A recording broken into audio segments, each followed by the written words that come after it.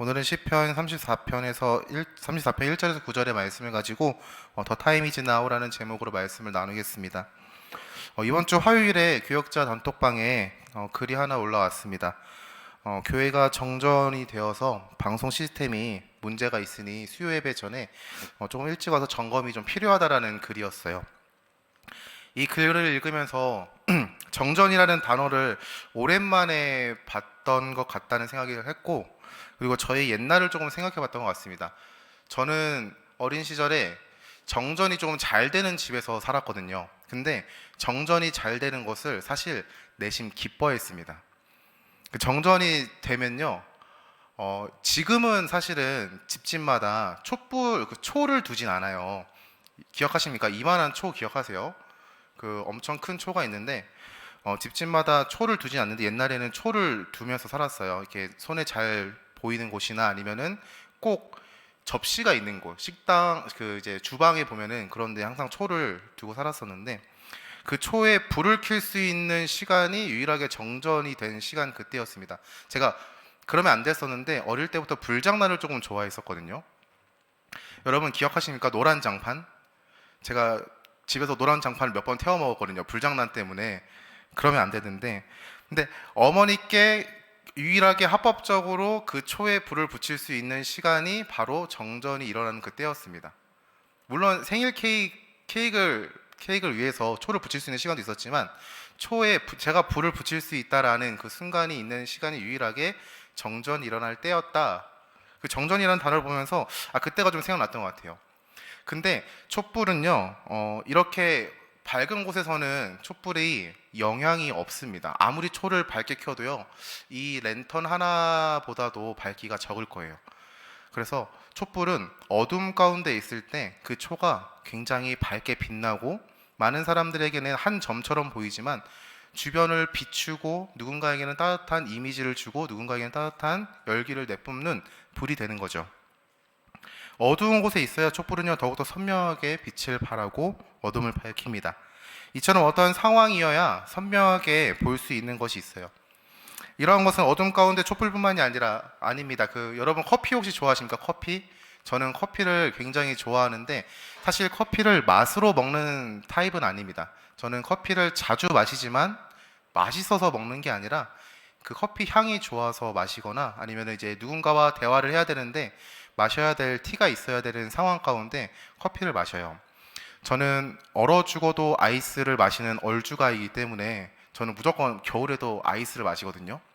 그렇기 때문에 항상 커피를 차갑게 먹곤 하는데 제가 커피를 정말 맛있게 먹게 되는 때가 있었습니다. 맛으로 커피를 먹었었던 때가 있어요. 같이 공부를 했던 형님이 있었거든요. 그분은 바리스타입니다, 지금. 그 형님이 이제 커피를 사주겠다라고 하면서 저에게 좋은 카페로 안내를 해주더라고요. 저는 커피 한 잔이 15,000원, 2만원, 3만원 막 이렇게 하는 커피를 그때 처음 먹어봤어요.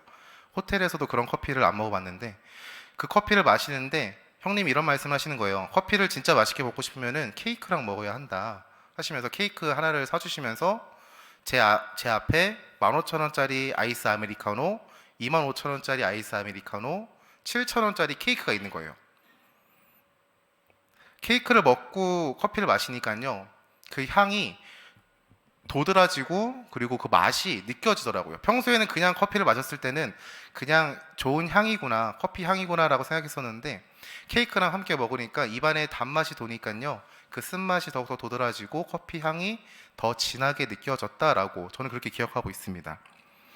여러분, 어떠한 상황과 환경이 돼야지만 그게 좀 더 선명하게 보이거나 선명하게 맛볼 수 있거나 선명하게 느끼거나 들리거나 하는 상황들이 있습니다.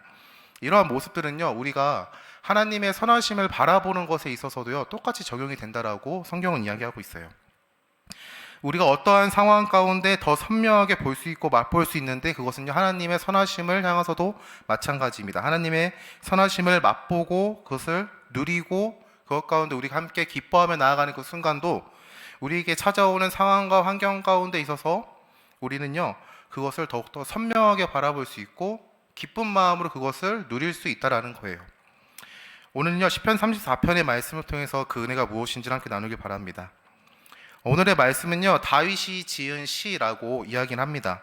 그런데 그 시의 내용은요, 잘 보면은 누군가를 향하여 설교를 하는 것만 같은 것처럼 느껴져요. 3절의 말씀을 보면요, 나와 함께 이름을 높이세라고 이야기하거나 9절의 말씀에 너희 성도들아 여호와를 경외하라 라고 명령합니다. 11절에는요, 너희 자녀들아 와서 내 말을 들으라 라고 누군가를 향하여 선포하는 듯한 말로 쓰여져 있는 것이죠. 시편 34편의 말씀이 다윗과 하나님과의 개인적인 소통, 개인적인 기도의 고백이 아니라 그것을 넘어가가지고 누군가에게 선포하는 말씀임을 우리는요, 알 수 있어요. 그리고 우리는 시편 34편의 제목으로 시편 34편이 작성된 당시에 다윗의 상황이 어떠하였는지를 유추해 볼 수 있습니다. 시편 34편의 제목은요, 다윗이 아비멜렉 앞에서 미친 채 하다가 쫓겨나서 지은 시라고 이야기합니다. 여러분, 성경에 다윗이 미친 척을 했다라고 기록된 데가 한 군데가 있는데 어딘지 아십니까? 사무엘상 21장 말씀에 보면요, 다윗이 미친 척을 했습니다 라고 성경은 고백하고 있어요. 나중에 한번 사무엘상 21장 10절에서 15절 말씀을 찾아보면 좋을 것 같습니다. 사무엘상 21장에서는요, 가드왕 아기스라고 명시되어 있는 사람이 나오는데요, 오늘 말씀에는요, 아비멜렉이라고 명시되어 있어요. 아비멜렉은 아버지를 의미하는 히브리어와 왕을 의미하는 히브리어의 합성어로서 아버지는 왕이십니다 라는 의미를 가진 단어입니다. 애굽의 바로나 로마의 가이사처럼 왕을 가리키는 호칭인 것이죠. 시편의 34편은요, 사무엘상 21장 10절에서 15절의 말씀을 봤을 때 그것을 좀 더 선명하게 이해할 수 있음을 알 수 있습니다. 사무엘상 21장 10절에는요, 다윗이 사울을 두려워하여 일어나 도망하였다라고 고백합니다. 그리고 도망쳐서 간 곳이 자신이 이스라엘을 위해서 싸운 적군인 블레셋의 진영이었던 것이죠. 여러분, 다윗이 어떠한 사람입니까? 다윗은요, 블레셋 장수인 골리앗을 이긴 사람입니다. 이스라엘의 영웅이에요. 이스라엘의 군대에 어떠한 사람도 블레셋 장수인 골리앗 앞에서 그 골리앗이 하나님의 군대를 모욕하고 하나님의 이름을 모욕하고 하나님을 향하여 저주와 모욕과 비판과 비방의 목소리를 내는 가운데서도 자신들은 아무것도 할 수 없는 상황 가운데 이스라엘의 군대를 모욕하는 저 할례받지도 아니한 자를 향하여 제가 나아가겠습니다라고 발벗고 나선 이가 누구냐? 다윗이에요. 그는요, 군사적으로 준비된 군인이 아니었습니다. 하지만 그는 자신과 함께 동행하는 하나님의 일하심을 믿었고요, 그리고 그 믿음으로 나아갔습니다. 그리고 돌멩이 5개를 주어 골리앗을 향하여 던졌죠. 우리가 잘 아는 것처럼 정확히 이마를 맞췄고 골리앗은 기절했습니다. 그리고 다윗은 달려나가 골리앗의 칼을 빼들어가지고 골리앗의 머리를 쳤어요. 완전히 상황이 역전되었습니다. 이스라엘의 영웅이 된 거예요. 엄청난 상황이 역전이 됐습니다. 완전히 정말 다윗은요, 그냥 이새라는 한 명의 이스라엘의 백성의 막내 아들이 아니라 이스라엘의 영웅으로서의 취급을 받으면서 그가 하나님의 말씀 가운데 하나님의 뜻하심을 이루면서 나아갔어요. 블레셋과의 전쟁 가운데 승승장구하며 나아갔던 것이죠. 이러한 다윗을 향하여 이스라엘은요, 이렇게 고백했습니다. 사울이 죽인 자는 천천히요, 다윗은 만만히로다. 그를 찬양한 것이었죠. 그런데 이 찬양은요, 사울에게 시기와 질투를 일으키는 말이었고, 그로 인해 사울은요, 이스라엘 영웅인 다윗을 죽이기로 결심합니다. 그렇게 사울의 위협으로부터 도망쳐온 곳이 바로 자신이 이스라엘의 평화를 위해서 싸웠던 적군인 블레셋 땅인 가드왕 아기스가 다스리는 곳이었습니다. 가드왕 아기스의 진영으로 도망치던 다윗은요, 아기스의 신하가 자신의 왕에게 저 사람은 다윗입니다. 다윗은 이스라엘 무리가 춤추며 이 사람의 일을 노래하여 이르되 사울이 죽인 자는 천천히요, 다윗은 만만입니다 라고 그렇게 칭송하는 자가 아닙니까? 저 자는 블레셋 우리의 적군입니다 라는 말을 들었어요. 블레셋 사람을 많이 죽인 그 사람입니다라는 그 소식을 듣고 다윗은요, 아기스 왕이 자신을 죽일 것을 두려워하면서 아기스 왕 앞에 나아가는 그 모습 가운데 미친 척을 했다라고 사무엘상 21장 10절에서 15절의 말씀에는요, 고백하고 있습니다. 어떤 미친 척을 했냐면 대문짝에 그적거리며 침을 수염에 흘리며 정신 나간 사람처럼 행동하였다라고 성경은 기록하고 있죠. 그러한 모습을 보면서 아기스 왕은요, 미치광이다라고 이야기를 해요. 그리고 그를 내쫓습니다. 다윗은 가드에서 쫓겨난 계기로 가드를 떠나서 아둘람 굴로 도망하여 사무엘상 22장 1절에서 2절의 말씀이 진행됩니다. 사무엘상 22장 1절에서 2절 말씀 읽어드리겠습니다. 그러므로 다윗이 그곳을 떠나 아둘람 굴로 도망하매 그의 형제와 아버지의 온 집이 듣고 그리로 내려가서 그에게 이르렀고 환난당한 모든 자와 빚진 모든 자와 마음이 원통한 자 다 그에게로 모였고 그는 그들의 우두머리가 되었는데 그와 함께한 자가 400명 가량이었더라. 다윗이 아둘람굴에 도망하였을 때 그의 형제와 아버지와 그 온 집의 사람들이 그 소식을 듣고요 쫓아왔어요. 그리고 다윗에게 이르렀습니다. 그때 함께 모인 사람들도 있었는데 그들은요 환난 당한 모든 자였고 빚진 모든 자였으며 마음이 원통한 자들이었다라고 성경은 이야기합니다. 그 수가 대략 400명 정도가 되었던 것이죠.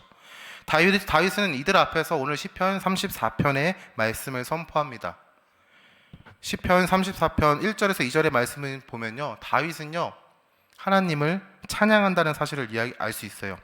1절에서 2절 말씀 읽어드리겠습니다. 내가 여호와를 항상 송축하며 내 입술로 항상 주를 찬양하리이다. 내 영혼이 여호와를 자랑하리니 공고한 자들이 이를 듣고 기뻐하리로다. 다윗의 자존심은요 바닥에 바닥까지 내려갔습니다. 자신이 목숨 바쳐 나라를 위해서 헌신하고 섬겼지만 그에게 다가온 것은요 죽음을 가리키는 창이었어요. 사울의 시기와 질투였고 사울의 분노였습니다. 사울의 손끝에서 날아왔던 것은요 사랑의 은총이 아니라 자신을 죽이기 위해서 날아오는 창이었어요.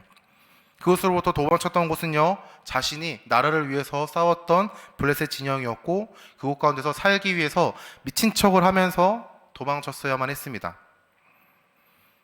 이 상황 가운데 오늘 시편 34편이 이야기되고 있는 거예요. 하나님을 송축할지어다. 여러분 다윗이 처한 상황이 어떠했을 것 같습니까? 정말 좌절의 연속 아니었을까요? 그런데 시편 34편의 시작은요 하나님을 향한 찬양이에요. 내가 여호와를 송축하며 내 입술로 항상 주를 찬양하리이다. 내 영혼이 여호와를 자랑하리니 공고한 자들이 이를 듣고 기뻐하리로다. 다윗의 입술의 고백은요 원망이 아니었습니다. 다윗의 고백은요 하나님을 향한 찬양이었던 것이죠. 사랑하는 성도 여러분, 우리에게 찾아오는 힘든 상황과 환경 가운데 우리의 입술은 무엇을 증거하고 있는지를 한번 곰곰이 생각해 봤으면 좋겠습니다. 나의 입술은 저주와 분노를 내세우고 있지는 않은지 아니면 하나님을 향하여 찬양의 고백을 하고 있는지 말이죠. 여러분 상황과 환경에 얽매이지 않고 우리의 입술에 찬양이 넘칠 수 있는 이유는요 바로 단 한 가지인데 우리가 하나님의 선하심을 맛보았기 때문입니다 라고 이야기해 드릴 수 있어요. 시편 34편 8절에는요 다윗이 이렇게 고백합니다. 너희는 여호와의 선하심을 맛보아 알지어다. 그에게 피하는 자는 복이 있도다. 다윗은 아둘람굴에 모인 400명의 사람 앞에서 이렇게 고백하는 겁니다. 너희는 여호와의 선하심을 맛보아 알지어다 라고 이야기하는 거예요. 자신의 자존감이 바닥을 치고 상황과 환경이 나아질 기미도 안 보이고 자신에게 모인 자들이 자신의 상황만큼이나 좋지 않은 사람들, 그런 사람들이 모인 가운데 그는요 하나님을 향하여 찬양할 수 있었던 그 이유가 무엇이냐? 그는 하나님의 선하심을 맛보았기 때문이죠. 다윗이 맛본 하나님의 선하심은 자신을 돌보시는 하나님이었고요, 자신을 사랑하시는 하나님, 자신을 들어쓰시는 하나님이셨으며 자신의 연약함과 부족함을 넘어서 역사하시는 하나님이셨습니다. 그 하나님을 알기에 다윗은요 하나님의 선하심을 맛보았습니다 라고 수많은 사람들 앞에서 선포할 수 있었던 거예요. 그렇다면 여러분들께 한번 질문 드리고 싶습니다. 여러분들은 하나님의 선하심을 맛보았습니까? 여러분들은 하나님의 선하심을 맛보았습니까? 다윗의 고백과 같이 하나님의 선하심을 맛보아 아는 자로서 상황과 환경에 얽매이지 않고 하나님을 찬양하는 하나님의 자녀, 성도입니까? 여러분이 질문을 조금 바꿨으면 좋겠어요. 여러분들은 그리스도의 은혜로 구원을 받은 성도입니까? 네, 속으로 고백해 주셔도 괜찮습니다. 네, 당황스럽네요. 아멘 소리가 안 들렸어가지고 네, 아닌가 싶어서. 여러분은 그리스도의 은혜로 구원을 받은 성도가 맞으시죠? 네. 그렇다면요, 우리는요 하나님의 선하심을 맛보았습니다라고 세상 가운데 담대하게 선포할 수 있는 자임을 기억할 수 있길 바랍니다. 하나님의 선하심은요, 십자가에서 최절정을 이루었어요. 십자가를 통해서 하나님께서 보이신 것은요, 무엇입니까? 바로 하나님의 공의하심과 하나님의 사랑입니다. 먼저 하나님의 공의하심을 증거하는 말씀입니다. 로마서 3장 25절에서 26절 말씀입니다. 이 예수를 하나님이 그의 피로써 믿음으로 말미암아 화목제물로 세우셨으니 이는 하나님께서 길이 참으시는 중에 전에 지은 죄를 관과하심으로 자기의 의로우심을 나타내려 하심이니 곧 이때에 자기의 의로우심을 나타내사 자기도 의로우시며 또한 예수 믿는 자를 의롭다 하려 하심이라. 아멘. 하나님께서는요, 예수님께서 달리신 십자가를 통해서 하나님의 공의하심을요 분명하게 증거하셨어요. 화목제물이라고 번역되어 있는 단어가 있습니다. 헬라어로는요 힐라스테리온이라고 쓰여진 단어인데요, 이 단어는요 신약 성경에 딱 2번밖에 쓰여지지가 않아요. 한 번은 로마서 3장 25절 말씀에 적혀 있는 화목제물이라는 단어 가운데 힐라스테리온이 번역되어 있고요, 또 하나는 히브리서 9장 5절 말씀입니다. 히브리서 9장 5절 말씀에는요, 그 위에 속죄소를 덮는 영광의 그룹들이 있으니 이것들에 관하여는 이제 낱낱이 말할 수 없노라 라고 고백합니다. 화목제물이라는 단어를요, 힐라스테리온을 로마서 3장 25절 말씀에는요 화목제물이라고 번역했는데 히브리서 9장 5절의 말씀에서는요 속죄소라고 번역을 했어요. 여러분, 속죄소는요 지성소에 있는 법궤를 덮는, 시은자라고도 하는 언약궤를 덮는 정금판입니다. 이스라엘은요 대속죄일에 대제사장이 지성소로 나아가가지고요 속죄제를 드릴 때에 속죄소 위에 그리고 앞에 피를 뿌려 이스라엘의 모든 백성들의 죄를 속죄하는 속죄일을 드렸습니다. 속죄제를 드렸던 것이죠. 대속죄일을 드린 거예요. 이것은요 온 인류를 구속하시는 그리스도의 속죄를 상징하는 것으로 우리는 고백하고 있습니다. 십자가의 사건은요 하나님께서 온 인류의 죄를 담당하신 예수님에게 하나님의 진노의 심판을 모두 내림으로써 인해서 우리를 향하신 그 진노를 거두시고 오래 참으시고 용서하신다는 사실을 알 수 있어요. 십자가에서는 하나님의 공의하심이 분명하게 증거되고 드러났습니다. 그것은요 어느 변방 시골에서 드러난 것이 아닙니다. 십자가에 들어 올렸다라고 성경은 이야기하고 있어요. 예수님은요 들어 올림 받음으로써 모든 사람들이 볼 수 있는 가운데 하나님의 진노를 모두 담당하시어 그 가운데 하나님의 공의하심을요 분명하게 증거하셨습니다. 다음으로 십자가를 통해서 우리가 바라볼 수 있는 건 무엇이냐? 하나님의 사랑인 것이죠. 로마서 5장 8절 말씀입니다. 우리가 아직 죄인 되었을 때에 그리스도께서 우리를 위하여 죽으심으로 하나님께서 우리에 대한 자기의 사랑을 확증하셨느니라. 하나님께서 자기의 사랑을 확증하신 그때는요 우리가 아직 죄인 되었을 때다라고 성경은 얘기하고 있습니다. 어떠한 자격이 주어졌기 때문에, 어떠한 공로를 이루었기 때문에 우리가 어떠한 혈통적인 자격이나 민족적인 자격이나 어떠한 근거가 있기 때문에 우리가 하나님의 그 사랑을 받고 누리는 것이 아니라 우리가 죄인인데도 하나님은 우리를 사랑하신다라는 사실을요 십자가를 통해서 우리에게 계속해서 이야기하고 있어요. 아무런 자격도 없는 존재, 가치도 없는 존재에게 베푸시는 그 하나님의 은혜인 것이죠. 우리는 십자가를 통해서 하나님의 사랑을요 분명하게 선명하게 바라볼 수 있습니다. 그 사랑은 우리의 자격을 요구하는 사랑이 아닙니다. 우리의 어떠한 공로를 원하시는 것이 아니죠. 우리의 존재 자체를 하나님께서는요 사랑한다라고 말씀하시고 은혜를 허락하셔서 우리가 하나님을 바라볼 수도 없는 존재가 하나님을 향하여 아버지라고 부를 수 있는 그러한 자격을 소유하게 하시는 그 은혜 가운데 우리는 있다라는 거예요. 그 은혜를 통해서 우리는 하나님의 자녀가 되었음을요 우리는요 기억하고 또 기억해야 합니다. 십자가를 통해서 우리는요 하나님의 사랑을 바라볼 수 있는 거예요. 우리가 그리스도의 은혜를 통해 하나님의 선하심을 맛보았습니다라고 고백하는 것, 그리스도의 은혜로 구원을 받은 성도라면요 우리를 억압하는 상황과 환경 가운데 우리는요 하나님을 향한 찬양과 입술의 고백을요 멈출 수 없습니다. 그것들이 장애물이 되지 않아요. 여러분 기억할 수 있길 바랍니다. 우리의 힘과 능력으로 할 수 없는 바로 그때가 하나님의 선하심을요 선명하게 맛볼 수 있는 때고요, 선명하게 바라볼 수 있는 때고요, 선명하게 누릴 수 있는 때라는 사실을요 우리는 기억할 수 있길 바랍니다. 현재 우리를 힘들게 하고 있는 상황과 환경, 여러분들에게 각자 찾아온 그 힘들게 하는 상황과 환경이 있을 겁니다. 누군가는요 가족 간의 문제고요, 누군가는요 진로가 될 수도 있고요, 누군가는요 한 치 앞도 바라볼 수 없는 미래가 될 수도 있고요, 누군가는요 내가 정말 사랑한다라고 고백하는 배우자나 자녀 때문에 정말 힘든 상황 가운데 있는 그런 성도님들도 있을 수 있어요. 하지만 그 가운데 우리가 정말 바라보고 우리가 누려야 하는 것은 무엇이냐? 하나님의 선하심이라는 거예요. 그리스도의 은혜를 구원을 받은 성도라는 것을 우리가 자각하고 기억하고 그것을 세상 가운데 선포하고 증거한다면요, 우리는 하나님의 선하심 안에서 그 선하심을 맛본 자로서 그 상황과 환경이 하나님을 찬양하는 것을 멈추게 하는 장애물이 되지 않음을 기억할 수 있길 바랍니다. 우리를 억압하는 상황과 환경, 바로 그때가 하나님의 선하심을 맛보는 때임과 동시에 또 한 가지 이야기 드리고 싶은 것은 무엇이냐? 세상의 복음을 가장 선명하게 전할 수 있는 때라는 것을 여러분 기억할 수 있길 바랍니다. 가드에서는요, 다윗이 살아남기 위해서 미친 척하면서 도망쳤습니다. 그리고 도망쳐서 나온 곳이 어디였냐? 아둘람 굴이라는 곳이었어요. 그곳에 모인 사람들을 보니까 자신의 형제들과 자신의 부모님들이 있었어요. 그들은 당연히 이해했습니다. 왜요? 자신의 가족들이니까, 다윗의 가족들이니까, 다윗을 향한 핍박이 가족들에게도 갔으니까 다윗에게 같이 오는 것은요, 이해되는 말들이었어요. 하지만 다른 자들도 모였는데 그들이 누구였냐?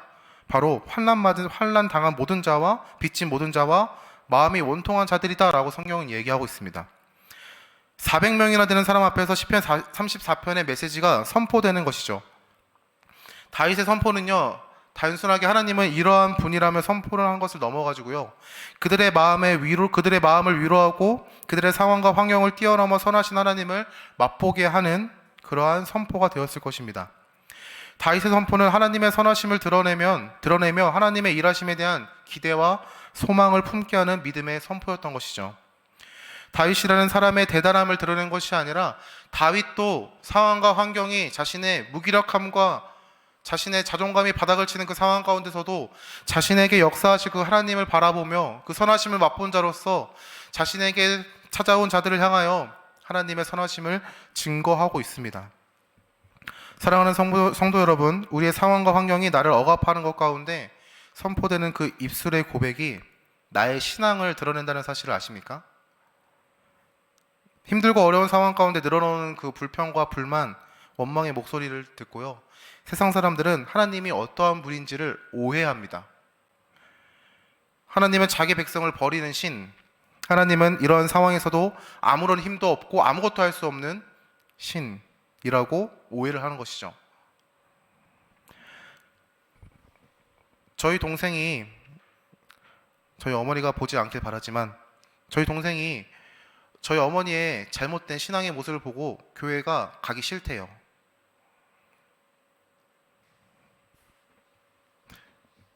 성도의 모습을 보고요, 세상 사람들은요, 하나님을 바라봐요. 그 성도의 말 한마디에 세상 사람들은요, 하나님을요, 이러한 분이구나 라고 이해를 합니다. 우리를 억압하는 상황과 환경 가운데 선포되는 그 불평과 불만, 원망은요, 세상 사람들에게 하나님은 이러한 분이십니다라고 오해를 이야기하지만, 반대로 우리가 우리의 상황과 환경이 나를 억압할지라도 나의 입술의 고백 가운데 찬양이 넘치는 그 가운데 그 찬양을 듣고 세상 사람들은 어떠한 모습을 보냐? 하나님은 뭔가 다른가? 하나님을 믿는, 예수님을 믿는 교회를 다니는 사람들은 뭔가 다른가? 라고 물음표를 던진다는 것이죠. 그리고 우리의 고백에 귀를 기울이고요, 우리의 고백을 따라 세상은 하나님이 어떠한 분인지를 기억하게 될 것입니다. 우리는 상황과 환경 앞에서 하나님의 선하심을 선포해야 합니다. 지금이 바로 그때인 것이죠. 하나님의 선하심, 세상에 복음을 선명하게 전할 수 있는 때입니다. 여러분의 가정 가운데 아직 예수님을 믿지 않는, 모르는, 부정하는 사람이 있습니까? 그렇다면요, 하나님의 선하심을 드러낼 수 있길 바랍니다. 그 선하심을 맛본 자로서 그 선하심을 증거할 수 있기를 바랍니다. 우리의 입술을 통해서 하나님은요, 일하실 것입니다. 여러분의 주변에 아직 예수님을 모르는, 부정하는, 또는 교회를 가는 사람들을 핍박하는 그러한 사람들이 있습니까? 그렇다면요, 우리는요, 그들의 핍박과 부정된 메시지를 향하여 똑같이 맞서 싸우는 것이 아니라 하나님의 선하심을 증거해야 합니다. 그 모습을 통해서 사람들은요, 하나님을 바라볼 것입니다. 상황과 환경에 얽매이지 않고 선하심을 증거할 수 있는 그 이유는요, 우리가 먼저 그 선하심을 맛보았기 때문이에요. 여러분, 믿음으로 고백하시죠. 나는 그리스도의 은혜로 구원을 받은 성도다라는 사실을요. 그렇다면 우리는요, 하나님의 선하심을요, 맛본 자들입니다. 누린 자들이고요, 소유한 자들이고요, 간직한 자로서 우리는요, 세상 가운데 증거할 수 있어요. 요즘 제가 방학을 하면서 아버지 일을 도와드리는 시간이 좀 많아졌습니다. 제 아버지는요, 이불 공장을 하세요. 이불 공장. 여러분 알레르망 아세요? 아, 이거 녹화되는데 들어가면 안 되는데. 네.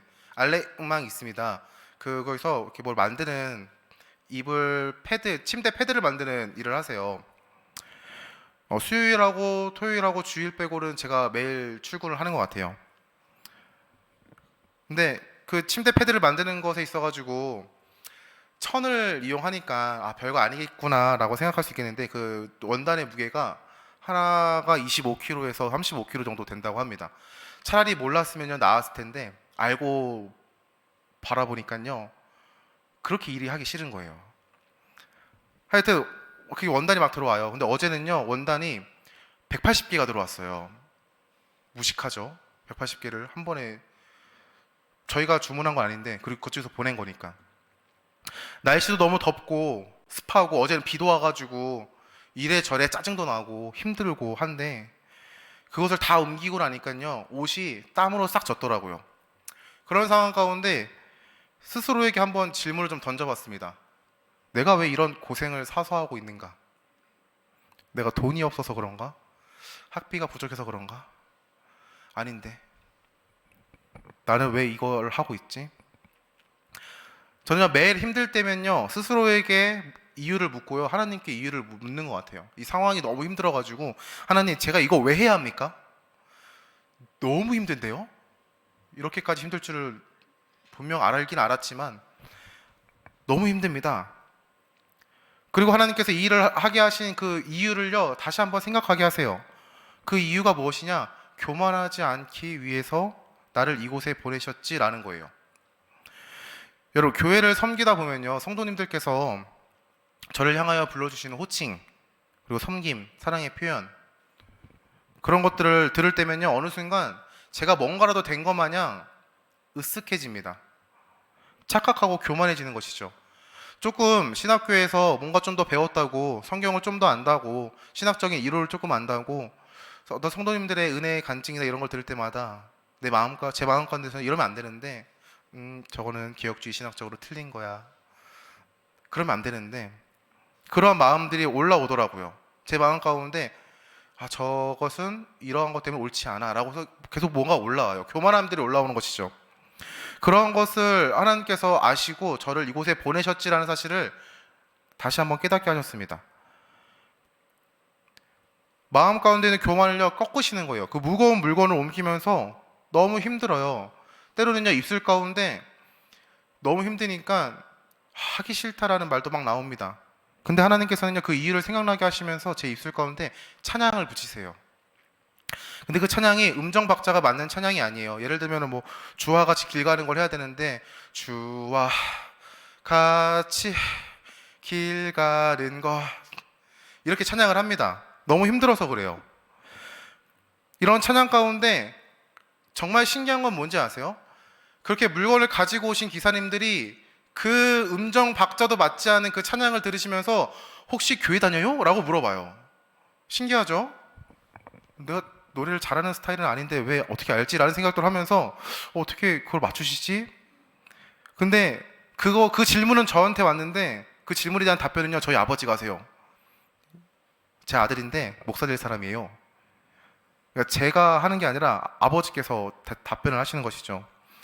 그러면서 짧게 그 기사님과 이렇게 이야기를 나누게 돼요. 세상의 시선, 교회를 향한 세상의 부정적인 시선이나 그분이 갖고 있었던 오해나 그분이 갖고 있었던 안 좋은 관점이나 이런 것들을 이야기하게 됩니다. 짧은 시간이죠. 그것에 대해서 저는 제가 갖고 있는 신학적인 지식이나 갖고 있는 은혜나 성경의 말씀을 가지고 말씀을 드립니다. 그것은 옳지 않고요, 틀리고요 이러면서 나름 하나님이 어떠한 분이신지를 계속 증거하게 되는 것 같아요. 물론 그 상황이 그 사람의 모든 것들을 바꾼다라고 저는 생각하지 않아요. 하지만 하나님께서는요 그 상황을 통해서 그분에게 하나님의 은혜가 분명히 드러날 것이다라는 것을 믿습니다. 사랑하는 성도 여러분, 우리를 힘들게 하는 상황과 환경이 분명히 찾아옵니다. 나이가 어리든 많고를 떠나가지고요, 분명하게 찾아와요. 그런데 이렇게 생각했으면 좋겠어요. 좀 억지라고 생각할 수도 있겠지만 하나님의 선하심을 맛본 자로서 그 상황과 환경을요, 이렇게 판단했으면 좋겠습니다. 세상에 예수님의 복음을 전할 수 있는 최고의 무대가 준비되었구나라고 그렇게 그 상황과 환경을 바라볼 수 있으면 좋겠어요. 물론 그것은요, 우리의 힘과 능력으로 할 수 있는 것은 아닙니다. 우리가 하나님의 자녀임을 기억할 때, 하나님의 선하심을 맛보았을 때를 기억할 때, 그리고 하나님이 선하신 분이며 그 선하심은 영원토록 허락하시는 은혜이며 우리가 그것을 믿음으로 고백할 때, 우리가 그것을 향하여 이것은 나를 힘들게 하는 상황과 환경이 아닌 내가 세상에 복음을 전할 수 있는 최고의 무대가 준비되었다라는 것들을요, 고백할 수 있는 거예요. 우리는요, 그것을요, 믿음으로 소망할 수 있는 것이죠. 기대하고 소망할 수 있는 거예요. 상황과 환경은 어렵지만 이것 가운데 하나님께서 어떻게 역사하실 것인지를 기대하고 소망할 수 있다는 것이죠. 나를 보면요, 할 수 없어요. 저를 보면요, 할 수 없습니다. 하지만 저를 통해서 하나님께서 어떻게 일하실 것인지를 기대하고 소망하게 되니까 이 상황과 환경이 힘들고 나를 억압하는 상황과 환경이지만 바뀌지는 않습니다. 상황과 환경이. 하지만 그것을 향한 저의 믿음의 고백이 달라지는 거예요. 제 입술에는요, 하나님께서 허락하실 놀랍게 역사하실 것들을 기대하고 소망하는 마음으로 찬양이 넘쳐나게 된다는 것이죠. 여러분들이 그 은혜 가운데 있기를 소망합니다. 여러분들에게 분명하게, 저는 모든 사람들이 문제가 없다고 생각하지 않아요. 저희 아이들도 문제가 있습니다.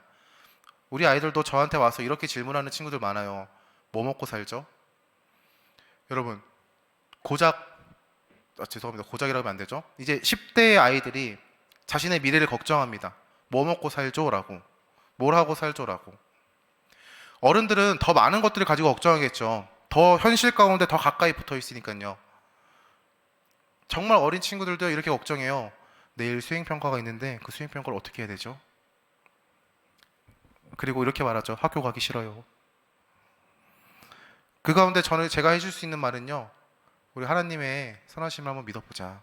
그럼 기도해볼까? 때로는 그 기도해볼 거라는 그 한마디가 형식적인 말처럼 들릴 수 있지만 그 아이를 놓고 기도합니다. 그 수행평가가 뭔지 모르겠지만 잘 이겨낼 수 있게 해달라고. 그 시험이 뭔지 모르겠지만, 저는 모르거든요. 시험이 뭔지. 잘 이겨내게 해달라고. 여러분들이 하나님의 선하심을 바라볼 수 있기를 소망합니다.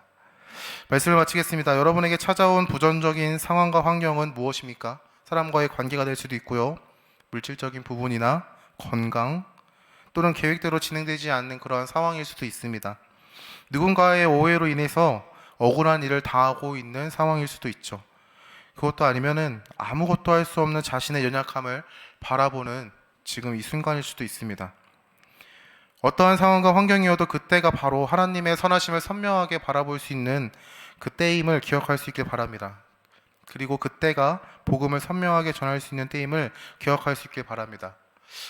어둠 가운데 촛불이 가장 선명하게 밝게 빛나는 것처럼 우리가 생각하는 부정적인 상황과 환경 가운데 하나님의 선하심을 가장 선명하고 가장 깊고 가장 커다랗게 누릴 수 있는 상황임을 기억할 수 있길 바랍니다.